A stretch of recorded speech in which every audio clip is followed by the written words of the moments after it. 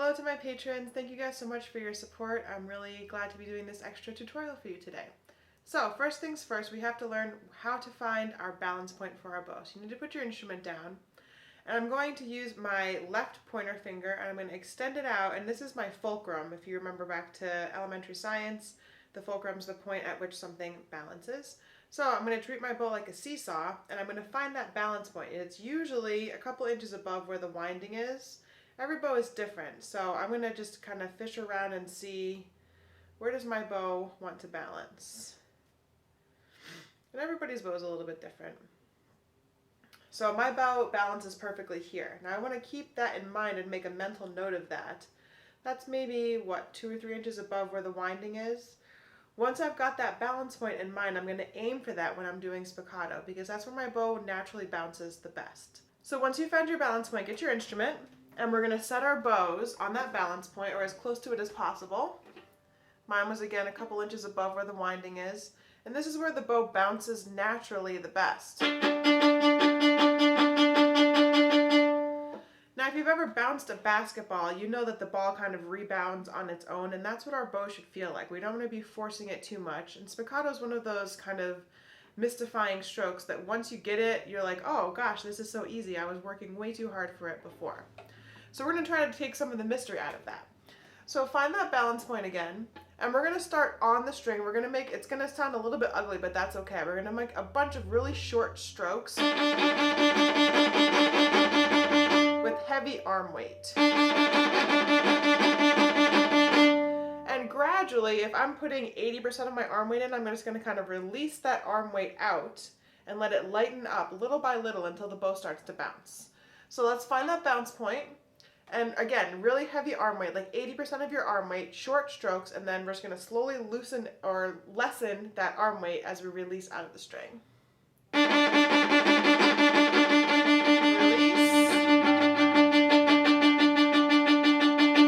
And eventually, if your hand is nice and loose, the bow should start to bounce. So let's try that one more time. We're going to set our bow at that bounce point, really heavy short strokes, and then release the weight as we go.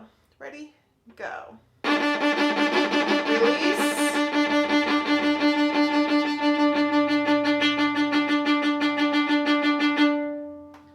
Now, if that's not working for you, it could be that your bow hold is too tight. We don't ever want to grip the stick. My fingers, they just sit on top of the stick, and the stick is supported by the hair, which is supported by the string. So once I'm on the string or on, in playing position, my hand should be really, really loose. We don't want to have any squeezing here. You'll notice that it's really hard to get the bow to bounce if your hand is too tight. So that's one way that we could practice for spiccato. I'm going to elaborate a little bit on the way that I talked about in the tutorial. So what we were doing before was dropping horizontally across the string. And that kind of helps your arm feel what that bounce should feel like when we do the spiccato stroke. So let's try that. We're going to be, again, a couple, maybe an inch or two away from the string, and we're going to drop horizontally. Let's try 2 in a row.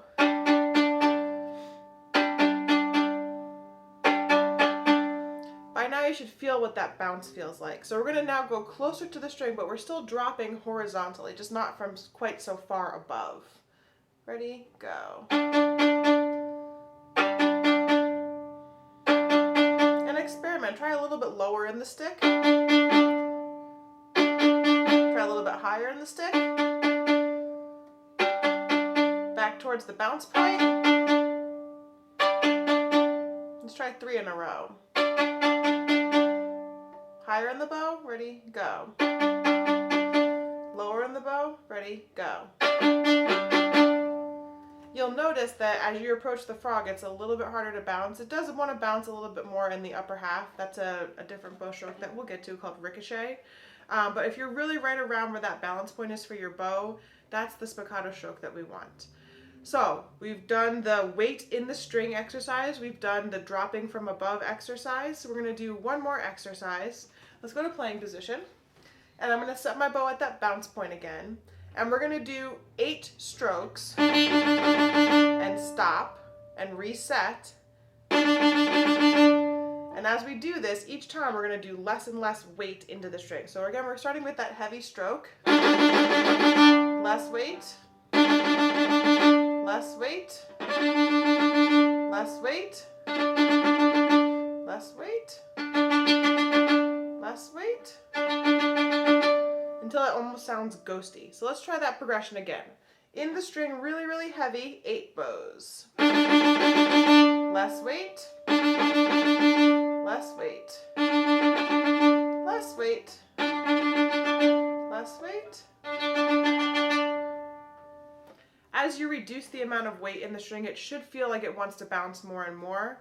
And spiccato can be at a slower speed, a medium speed, or a fast speed. It doesn't really matter the tempo of the piece. It matters that how we're executing that bow stroke.